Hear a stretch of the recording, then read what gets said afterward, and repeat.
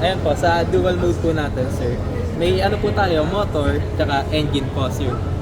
Okay. So, Dalawang... opo, dalawa po yung magpapatakbo sa sasakyan natin. Pwede po natin siya patakbuhin ng full EV or HEV po. Sa full EV po muna tayo, sir. Sige. Sa full EV po, sir, may sinaset po tayo sa infotainment po ng sasakyan natin na hanggang 70% to 25%. Bale, Okay. ang mangyayari doon, pag na-reach ng battery natin yung 18% po, si infotainment po natin automatically magsiswitch na siya sa HEV po.